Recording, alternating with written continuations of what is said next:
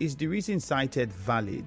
It says that, the time frame had elapsed. Now, would need you to clarify. Perhaps we'd also get to hear from RISIAC in the shortest possible time. But before you respond to that, there is also the Federal High Court stopping INEC from releasing the voters' register to RISIAC to conduct forthcoming elections in Rivers State. So if you're confident and your party is confident that these elections will hold, is it possible for an election to hold without the voter register? Well, we all know what has been playing out in Rivers State with the enemies of the state who had always ganged up to cause unnecessary distractions in the state. We all know their antecedents. And we are equally aware that, they will do everything humanly possible to see to it that they were going to frustrate this effort. The moment RISEC is, will be ready to, carry out, to conduct this election. But, yes, there are court injunctions here and there. I think the legal department of will look into all that. They are an electoral umpire, it's an institution on its own, so they should be able to handle. But from the party aspect, we are prepared to conduct and participate in this election. We are prepared. All right. And so those things are not going to come as a discouragement to us. All we know is that the governor is set to conduct local government elections, and this is one of the key things that they were using to blackmail him around, that he never wanted to conduct local government elections. So why is it now that he's ready to conduct local government elections? We are seeing all manner of drama playing out. But they will not succeed. By the special grace of God, this election will come and go. Rivers State will keep moving on bit by bit, step by step. One more question, because we'd also need to hear from IPAC Chairman with regards to this and the elections. But one more question with regards to the PDP. I'd like you to clarify for us. There is, it's no longer news that within the PDP there seems to be some sort of divide. Some with the governor of the state, some with the FCT minister. And ahead of the elections, there are those who are worried or concerned about with the party not united. And there are even questions on which party, on which platform would some of these candidates be emerging from? For your party, do you have your candidates? Has that been looked at to say this is who and who we have that would be running for representing us in this election? Because we seem not to have heard so much in that regard. And mind you, October is just 2 months or less away. Well, no, that's not the problem. His Excellency, the Executive Governor of Rivers State, is the leader of PDP in Rivers State. And by that, we believe in his leadership, and we are getting set and prepared for the election. However, for whatever divide that is going on in the state, I believe at the appropriate time, all that will be sorted out. And I'm for sure all that will be sorted out and go ahead to participate in the election. It's an internal issue. All right. Let's quickly get on to the IPAC chairman. Just stay on the line for us. Mr. Osaro, thank you for joining us this morning. Thank you, Mr. Efiemi, and good morning, great Rivers people and all the inhabitants of Rivers State. All right. I'm sure you've been listening to my conversation with the Commissioner for Environment and yes, I have. Member of the PDP, Sydney Gbara. Quickly, let's get your thoughts for IPAC, especially with the new development. First, the suit by the APC seeking to stop the council election, and second, the High Court in Abuja restraining the Inspector General of Police, the DSS, from participating or providing security protection for RISIAC to conduct the local government elections. Beyond that, also stopping INEC from releasing the voters' register to RISIAC to conduct the elections. Yeah, Mr. Efiemi, you see, sometimes when you look at these ridiculous issues, you begin to wonder whether some persons are really human beings or whether they are something else in human clothes. It is so annoying, so belittling to see people or someone who ought to be called strengthener of democratic processes going the other way, turning reasonings upside down, trying to push people on the cliff, and so on. Well, I am not speaking for RISEC, but I am speaking because IPAC have established a very strong partnership and bond with RISEC with regards to this local government election. And I want to categorically tell Rivers people, the teaming, good conscience, great minds, Rivers men who love Rivers State and have Rivers State as the only state they belong to and want Rivers State to progress, not to be dismayed or afraid or scared of those processes or those actions taken by detractors of Rivers State. The processes for this election is in place. Like I said earlier when I came to you, the state governor of Rivers State, Sasna Ifubra, has given Rivers people a very positive aura, a positive environment to get involved in these electoral processes. But first, let me state this very clearly. You see, RISEC is the creation of the Constitution of Nigeria. As contained in the text schedule, RISEC have powers to conduct local government elections in Rivers State. And it's not just applicable to Rivers State, it's applicable to all the states where they have the various state independent electoral commissions. So, you have an institution created by the Constitution of Nigeria. And then you are going to another institution, also created by the same Constitution, to stop these processes. Does it make sense? Right, but it doesn't. But the issue is this. The issue is this. Let me land. You see, the matter is before the court of a competent jurisdiction. Right? No doubt about that. We are talking in the public opinion court. And as a part and parcel, as a committed citizen of this state, I have the right to express myself. Now, I am speaking on behalf of the entire party, and I'm saying that RISEC have the right to conduct elections. And notwithstanding, because RISEC is the creation of the law as contained in the schedule. What then happens? You understand? The last time we spoke, I had asked you, just because you have a short commercial coming quickly, I will need to wrap up with you quickly because you had said you didn't have all the time. The last time I spoke with you, I had asked, are all parties together in this? And I was specific about asking you about the APC, because in the ex parte application that the APC had filed to stop the conduct of the election in October, one of the reasons it gave was that RISEC failed to give a 360-day notice to INEC. Now, from the perspective of IPAC, is that the procedure that should be followed, and was that done representing other political parties? Because the APC seemed to be the one who thinks that the commission failed in this regard. You see, before I even talk about the what you're asking me now, I want to say this clearly. You see, it is a meddlesome interloper for even the APC to go to court in the first place, trying to stop these processes. You go to court to stop a process you're not part of?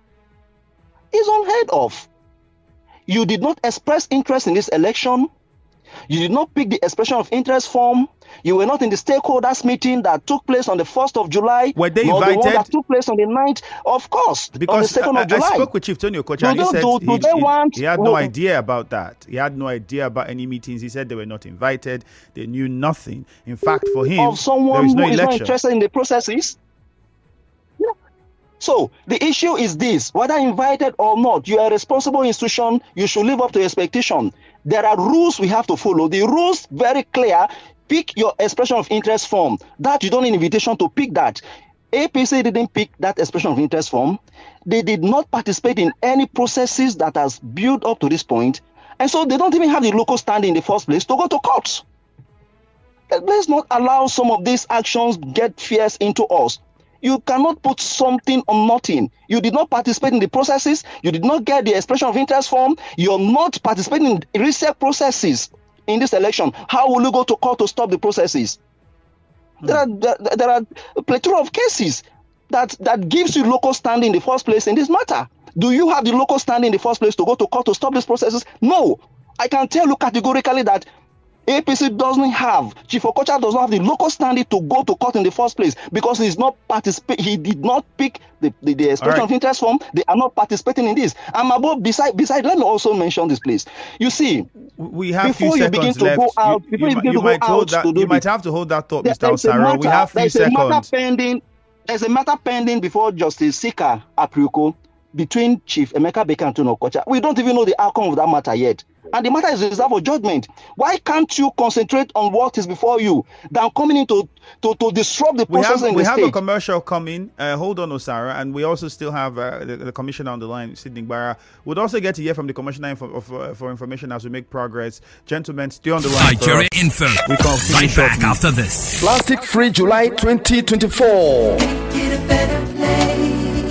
Be part of the global movement to reduce our plastic waste. Refuse single-use plastics. Choose reusable and recycle right. Let's commit to making small changes that have a big impact. Together we can create a cleaner, greener future with less plastic pollution, which is one of the greatest environmental challenges of our time. Join the plastic-free movement and inspire others to say no to plastic pollution. Take action to stop plastic pollution. Rotary District 9141 Plastic Free Campaign. This message is brought to you by the 2024-2025 Rotary District 9141 Committee on Environment. Mom's love is pure. Mom's special job. It's a smile on your face. Mom's yummy fries. Cheese.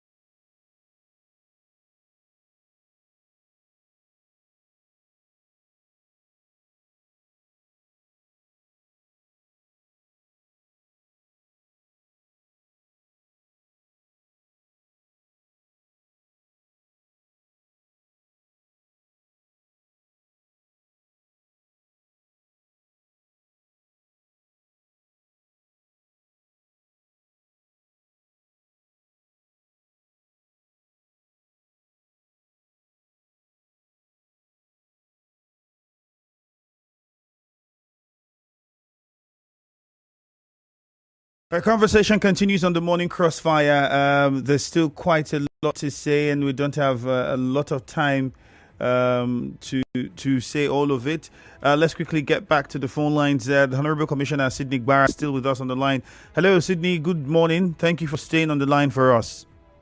Yeah, thank you. All right. Unfortunately, we no longer have the IPAC chairman on the line for us. I think he had other engagements. Meanwhile, we will try to get in touch with the Commissioner for Information, who might have a few things to say to us. But while we wait for him to get on, Mr. Gbara, quickly, a few things I'd like you to highlight with regards to the work in your ministry as Commissioner for Environment. We've heard the situations with the flood. The predictions have been made. We have seen what the ministry is doing in some areas in Echie. What are the plans on ground with regards to the flood? Quickly, if you can just give us some of the plans of government. Yes, well, as a ministry, we have swung into action, having assessed the operations of some of these actors in the state. We, as a people, like I said in the press briefing on the day we visited the dredging site in the Che, that we are not trying to discourage people or trying to discourage investors from coming into the state. But as a regulator, we are trying to ensure that their activities does not devastate our environment, such that we will begin to have much agitations from the people from that area, just like we are having from the Ogoni area on oil exploration. So that's what we are trying to do to ensure that they operate, in consonance to the rules as it is from our ministry. And we have gone there to shut down some of the sites that we see that are operating, out of the ministry's rules and regulation. And we are talking with them, our experts too, visiting the sites to ensure that the right thing is done, in those regards. Those who are cleared will definitely go back, but those who are not we won't operate at all. All right, quickly before coming to the flood, yes, we start the sitting of the drains to ensure that we don't litter the place. And we have a jingle right now that is going on in about 5 radio stations that is trying to educate our people not to dump waste in the drains, because we are sending people to some of our people departments are going to the market to talk to market women, because they are the ones that will wait.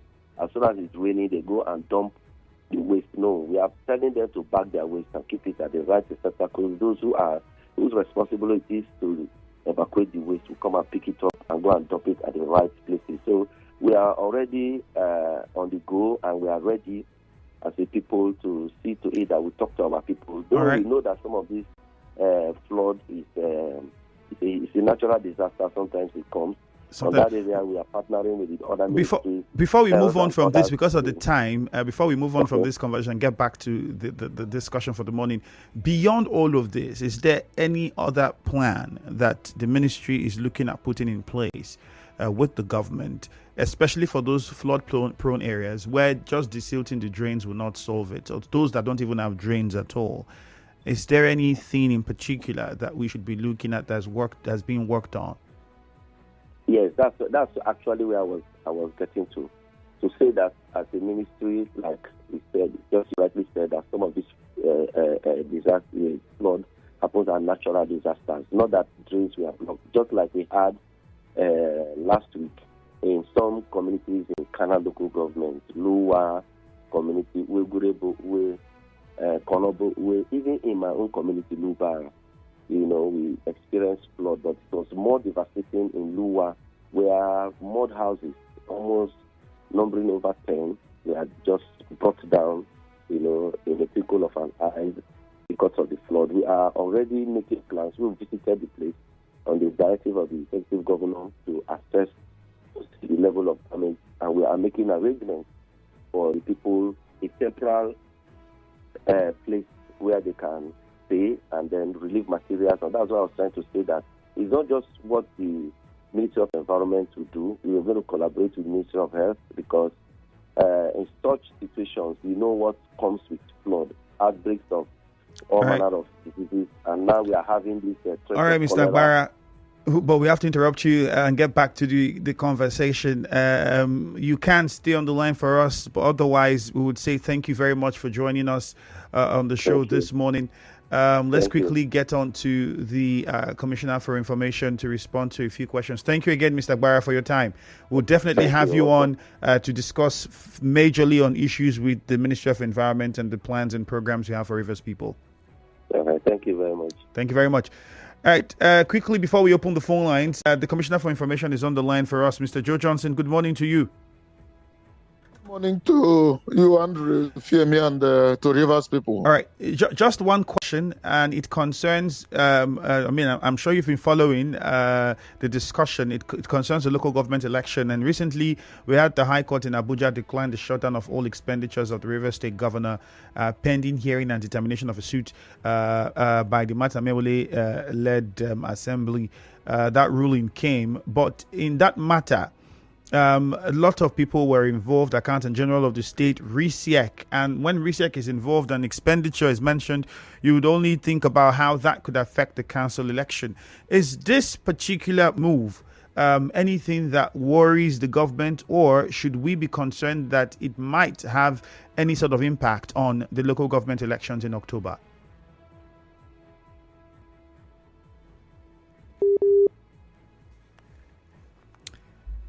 Hello.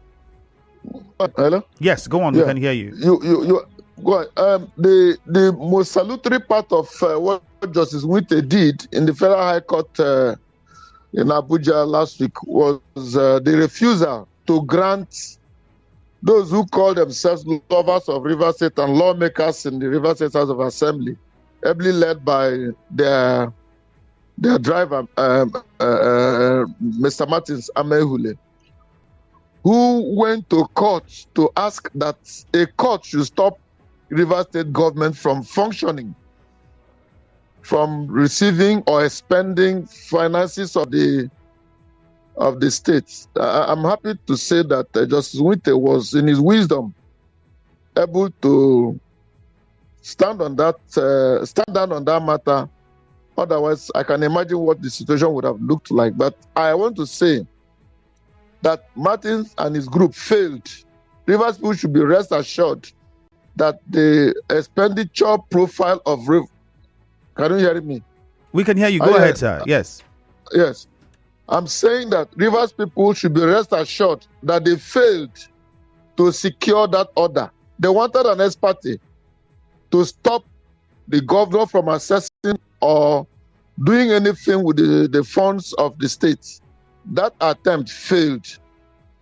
They have asked them to serve us through substituted means. If that holds water, the matter will come sometime in August. That's failure number one. The Tony Okota APC has. So just so that we are clear, you are saying that Yes. judgment would not impact the financing of the council election. No, the judge declined. The suit, rather. The judge declined to grant that order. They wanted the Rivers to be shut.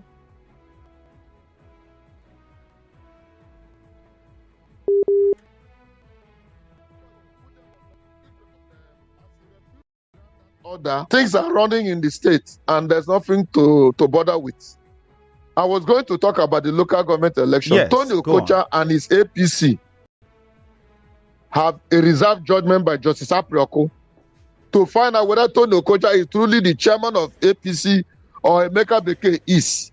Any of them that the court decides, according to Justice Aprioko, whose judgment has been reserved, will be the one who can listen to. But don't forget that Tony Okocha, as long as he didn't pick the intent form, he didn't pick any, or he didn't participate in whatever is been going on. The other part of APC is going on with their own processes. So Tony Okocha shouldn't even sleep thinking that he's the chairman of APC in the state. No. The Emeka Beke group are on and running with the processes that are going on with the electioneering. So Tony Okocha, you will be a medicine interloper to say that you are going to court to stop a process you're not part of. It's just the kind of foolish thing that we heard, that some lawmakers who are not signatories to accounts, that's what they call confidentiality of financial responsibilities. confidentiality of financial responsibility says that I cannot stop Andrew Femi's account or bank from paying Andrew because I'm not a signatory to Andrew's account. You're not a signatory, you're a lawmaker according to you. You cannot stop the functionality of an account that you're not party to. And you say you want to stop Central Bank, stop Access Bank, stop Zenith Bank from partaking.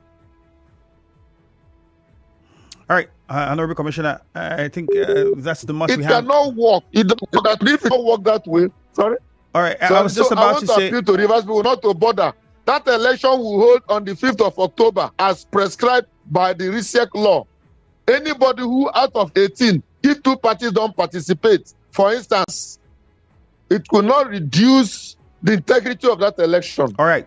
We have to Two pause parties it. out of 18. That's the much we Yes. have time for. We have to take some phone calls Thank now. you. All right, thank you very Thank much, you. Okay. Honorable Commissioner. 0817-923-0002, 0817-923-0003. You heard from the gentleman that we've had in the course of our conversation. IPAC chairman. It sounded quite similar to what the Commissioner for Information has said, but also clarifying that, the move to stop expenditure, can't hold any ground now following the judgment from the court in Abuja, and hence the local government elections would go on as it should.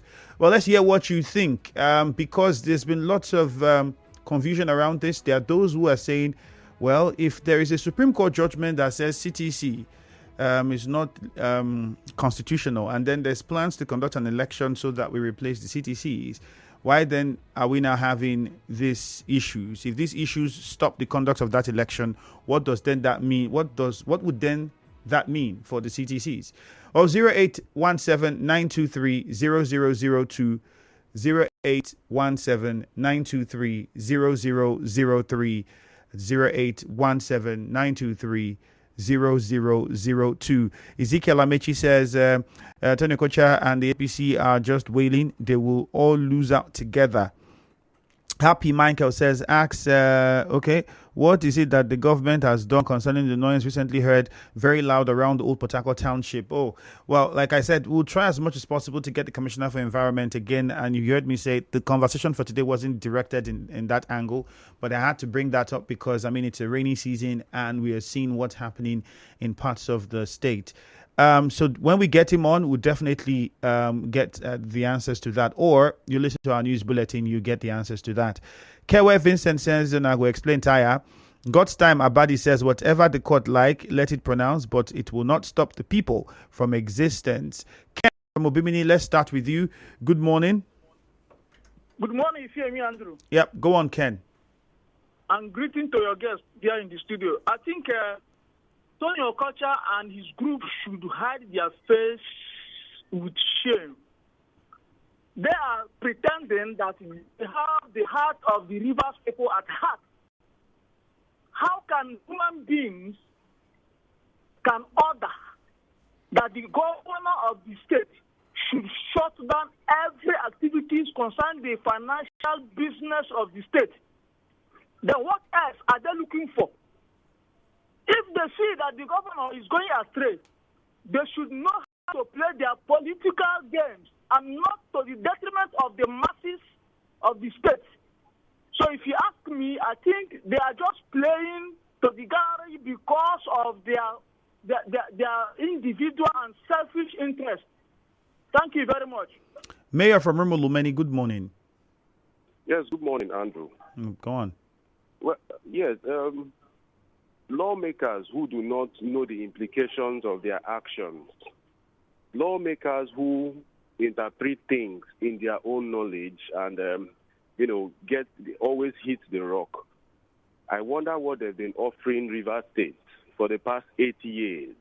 This is to show how weak the rubber stamp of those lawmakers really affected the state for 8 years. Because you defect on the floor of the State Assembly. You read those later, and you don't know the implications of your action. What laws were they making? They go to court. You're not even a signatory. You don't have a standing to stop processes. And you go, and these things would only come up to reveal how inefficient and how, Rivers State has been kept in the dark for the past 8 years. And it goes further to tell us that in the past 8 years, it was the governor that was the lawmaker of the state. Because he comes up with laws, he removes laws, he just does what he feels he should do. It is obvious they will still expose themselves to Rivers people. Let them continue doing what they are doing. Mufasa. Enemies of the state will not hide. Mufasa, let's hear you. Good morning. Yeah, thank you very much, Andrew. Andrew, quickly, let me thank the commissioner and, of course, the rest guests for their brilliant insights on the matter. See, Andrew, Martin Amewule and his co-travelers should understand that every action comes with a consequence. You cannot eat your cake and have it. Now, you are going to court to stop a government from functioning, because that's the essence of what they just did. That the governor should not be allowed to spend Rivers State money for Rivers people. Who does that? Unless, of course, you don't have the interest of the state at heart. So I'm happy that the judge has done what is necessary. A handful of people cannot hold an entire state to ransom. You are saying that they should conduct election, caretaker is this, caretaker is that, and the same people are going to court to say that election should not hold. And what is the meaning of that? They just want to frustrate this government, and I'm happy they are not succeeding. So for me, the sooner they realize that they have lost the battle, the better for them. The state must go on. All right, Okwandu. Thank you, and have a fantastic. Okwandu from Iriebe, good morning to you. Andrew, good morning to you. All right, let's hear you. You see, it is very, very unfortunate that people who call themselves leaders in our society cannot maintain what it takes to be leaders. How come that these lawmakers in the past, who should know more of the law, but in their own selfish interest, defected to APC, and now the law is taking its course. Instead of them to accept their fate, they are looking for every available means to frustrate the government in Rivers State. It is very, very uncalled for. Now, the APC is led by Tony Okocha here. A faction is led by Tony Okocha. They are the ones that went to court to stop the local government election. This is the same man that was on radio the other day telling us how he was writing results. Just because he would not have the opportunity to write results again, now he has gone to court. No, I don't think he had ever said he was writing results anywhere. So I'll just ask that you don't malign him in that manner, please. Thank you. Obina, Okwandu, thank you.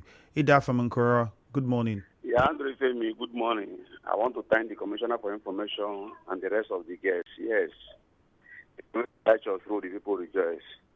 But what the governor is doing, an enemy of the state, want to supply the state, it will not work.